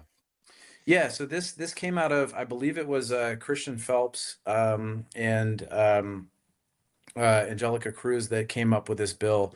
And then now all of the Democrats in the Assembly have signed on to it. Basically what it does is it would spend $1.3 billion to fund public schools, right? Not enough to fully fund them, but it would be enough to really make a huge difference. And so, again, this has the support of Democrats in the Assembly. It has the support of most Democrats in the Senate as well. And, if Evers is really negotiating with Republicans in good faith, we would urge him to, to prioritize funding for education and to realize, as we've talked about a lot, Kirk, like Democrats hold the cards right now. I mean, look at all of the Republicans who are basically retiring from serving because they know they can read the writing on the wall. They know they're going to be in the minority next year. Let's not hamstring our majority when we get this by basically taking funding that should be going to public schools and doing something else with it. So right now, I actually sent, I know, Chris wrote a great column about this, urging folks to get in touch with the governor. I've actually... John, let's talk about that in the next segment because I want to spend more time on it. But I also want to make sure that there's another lawsuit happening right now that Law Forward, I believe, is doing. Ben, you know about this lawsuit? I know a little bit about it, but I think you know more. They're basically, and I'm going to disappear off the screen here just because I want to make sure I pulled up the Wisconsin Constitution just to be able to cite from it. It guarantees every child an equal opportunity for a sound basic education free of tuition. And essentially, that is the line within the Wisconsin Constitution that Law Forward is focusing on, with the removal of a lot of these funds, or at least the stagnation of some of these funds. They are essentially pushing forward the idea that this is acting as some kind of abridgment of that Constitution.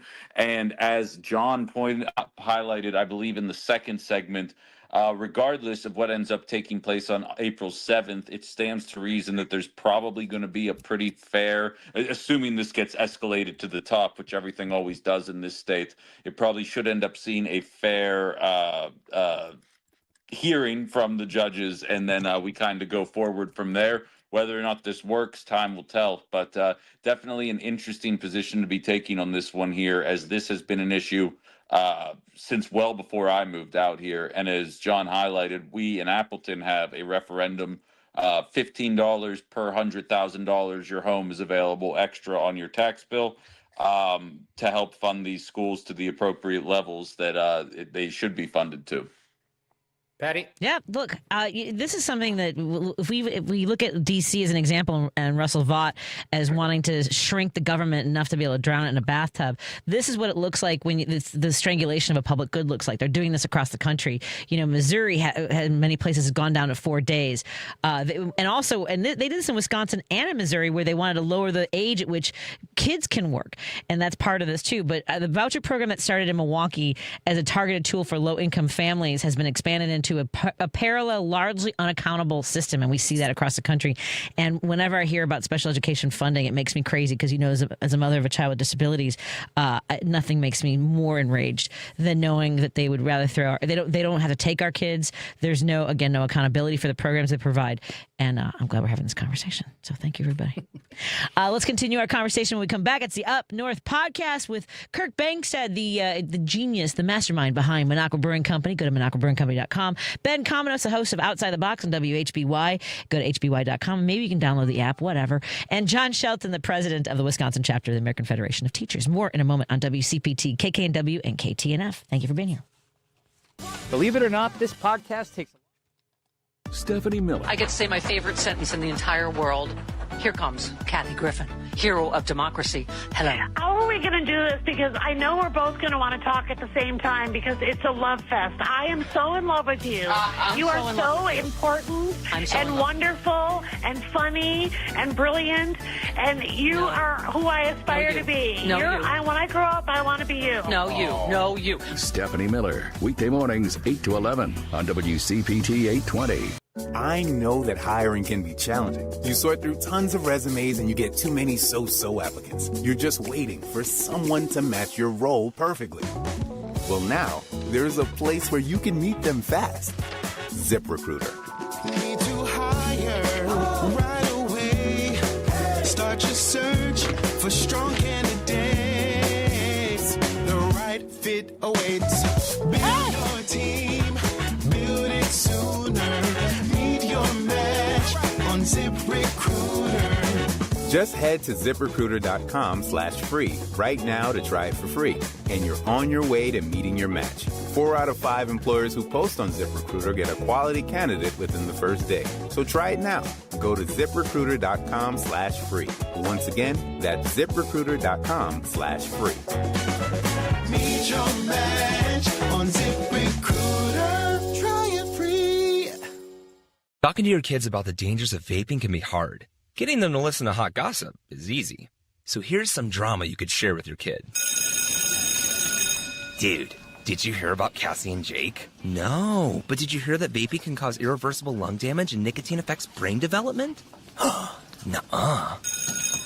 You don't need to gossip if you want to have an open conversation about vaping. So if you want to get tips on when and how to talk to your kids, visit talkaboutvaping.org. Brought to you by the American Lung Association and the Ad Council. WCPT 820, Chicago's progressive talk, where facts matter. And we continue the Up North podcast in our final home stretch here on WCPT, KKNW, and KTNF. Here's Kirk Bangstad. Take it away. All right. So I've got a long relationship. Well, not long. since I've become an activist, and that's been only about 5 years, not as long as John for sure, and probably not as long as Patty, but we've fought hard. The Minocqua Brewing Company Super PAC has fought hard for public schools. I raised about $250,000 to bring a case to the Supreme Court, an original action to the Supreme Court to try to get rid of voucher schools, because voucher schools are a whole nother topic. But they siphon away our tax dollars to pay largely for people to send their kids to religious schools, and so we had, when we brought that lawsuit, we decided we had to show voters. We had to tell voters why we were doing this. We just didn't want to screw over kids who were going to voucher schools. And so Patty allowed us to have a 10-part radio series on WCPT, and we talked about all the issues. And we went through it all in terms of all the bad things that are, like the Republican war on schools, I think was what we called it. So we really covered it a lot, but I wanted to give you a little bit more time, Patty, because you went through that with me. And I remember you just shaking your head after lots of different episodes we had, about Wisconsin. Luckily, Chicago and Illinois isn't as bad as Wisconsin in this category. But what were some of your takeaways from 2 years ago? Well, look, as you mentioned, having also helped a lot of candidates in Illinois, including, Supreme Court races, school board races, you see signs every single election cycle about, school funding, about the property taxes. I mean, we know across the country that the ways in which we fund school, public education, it just can't be tied to property taxes. And yet we're so far in this. And then when you divert that money to charter schools, to religious schools, and ultimately it's also what we learned were these, millionaires who end up making money. I mean, you could set up a school in a strip mall and then it's gone in 6 months, but you've already, sent all the money in that direction. And when you talk about Illinois, not only have we basically, we've actually eliminated pretty much any pathway to charter schools. We had a piece of legislation that kind of sunshined a couple of years ago, and in order, it was sort of more of it was considered a scholarship program, but even then, because it's a shell game when it comes to some of these charter schools, and because there is no regulation for them, we actually had one just close. And it's heartbreaking because a lot of charter schools in Chicago and parts of Illinois serve primarily a Latino community, right? So, and when I ran for office in Illinois, like the charter schools wanted me to take their endorsement questionnaire, and I didn't want to have anything to do with it because I do believe in public school education. I do believe in the supports that are provided by public education for kids who have disabilities, and diverting the money and whether it's giving it to religious organizations or the wealthy is not doing the best we can for our kids. Ben, what do you think about this conversation? Ben, unmute yourself. Yeah, I blew it. I'm the guy that's always on that, and I blew it that time. Beginning of the show, I think, is all my fault. Well, somebody's fault. Somebody got unplugged here at WCPT. But yeah, to kind of echo what Patty said, I'm a public school educated guy myself, and while I do not have a special needs child, I worked in the industry for 4 years with children with special needs in my late teens and early 20s. Have a soft spot in my heart for that conversation, and it shouldn't be difficult to come to these conclusions.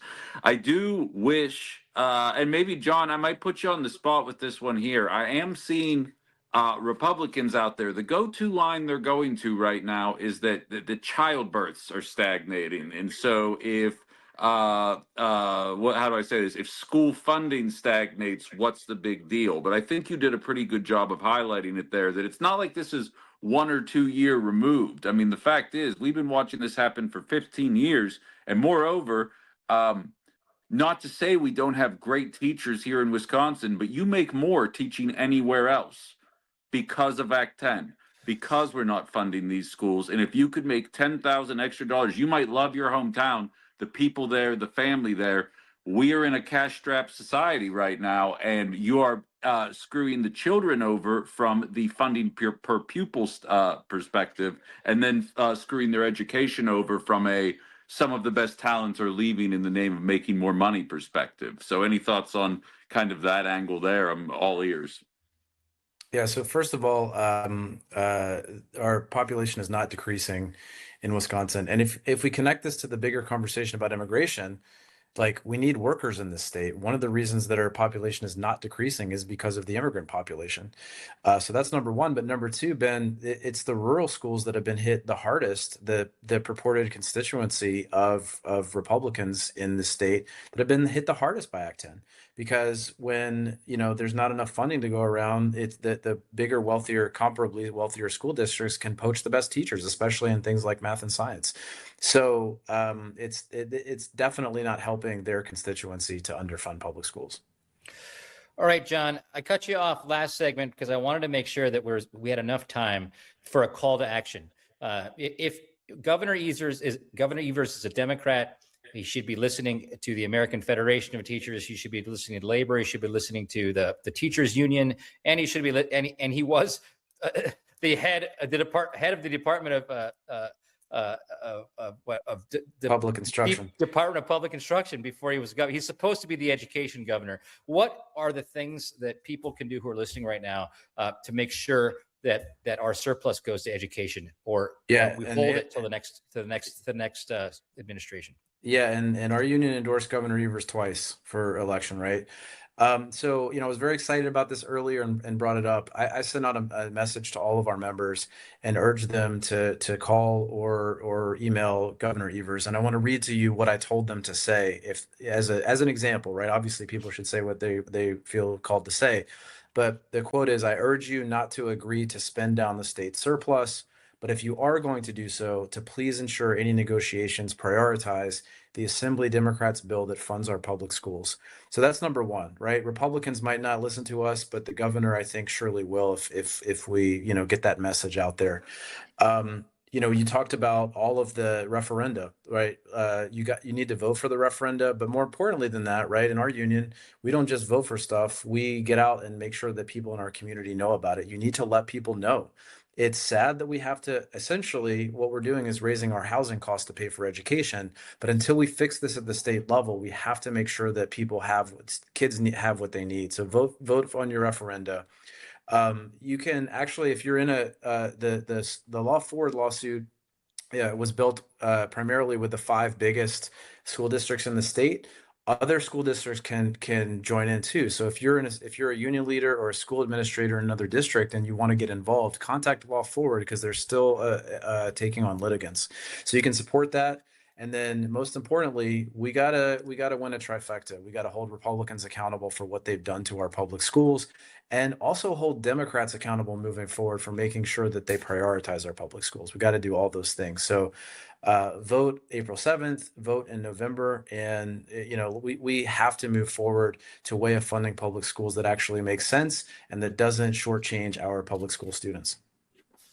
Great. Thanks, John. And then I wanted to, although we've been talking about education for the last couple of segments, I wanted to make sure that we had a call to action for trying to get sheriffs who are working with ICE out of office. And so the call to action is this. Anybody who's listening right now, first and foremost, the the Minocqua Brewing Company Super PAC will be working to unseat sheriffs who are working with ICE throughout the state. So now is the time for sheriffs to potentially announce their candidacies. If you are in one of these counties and your sheriff is working with ICE, please urge somebody to run against them. Sometimes these races just go uncontested, sheriff's races. But Brown, Calumet, Fond du Lac, Manitowoc, Marquette, Outagamie, Sauk, Sheboygan, Washington, Winnebago, Wood, Dunn, Green Lake, Walworth, Kenosha, Marathon, Kewanee, Waukesha. If you're in any of those counties, form a committee, find a candidate to run for sheriff. We will broadcast you to 200,000 people, the sheriff candidate. We will support them with our Super PAC. We need to unseat sheriffs, and it's not that hard if we organize. So that is our call to action. info@MinocquaBrewingCompany.com as well. Email us and organize, and we'll get back to you. Patti, give us the good word and lead us out. The good word. Well, the good word is that it's always a pleasure to join you guys. And we do have to do everything we can to push back on this authoritarianism. I want to encourage everyone to go out to your No Kings event. I'm going to see everybody at Elk Grove Village. I'm going to be also in Walworth County at the Elkhorn No Kings rally in the morning. So I'm very excited about that. Kirk, we've got a little bit of time here. Where's everybody going to be for the No Kings? Yeah, so our Madison tap room is open. The Minocqua one opens up in the summertime, but we're having a No Kings sign making party at 11 o'clock in the morning. The march is from 12:30 to 2 in Madison, Wisconsin, and then there's a big rally after that for a couple hours. We're having a big beer drinking, after, decompression session after the rally. Come have a beer with us. Show us your sign. We'll give you some money off a beer. And we will also be on location at the Madison Tap Room next Wednesday, April 1st. So we're excited to see everybody there as well. Go to MinocquaBrewingCompany.com for all the details and join us every Wednesday for the Up North podcast. I want to thank all of our sponsors, Pride Coffee Roasters, Minocqua Brewing Company, Source Solar, Are You Really Winning, and Anderson's Candy Shop. Thank you all so much for joining us. I want to thank Lady B and Matt Cummings for making this go well. Of course, Amy Thomas, and thank you to Ben Cominos, Kirk Bangstad, and John Shelton. Have a great night, everybody. Love you all. This is WCPT telling you how you can shop blue. For all you sweet tooths out there, let's look at some chocolate brands that support the Democrat Party. Hershey. Hershey gives more to Democrats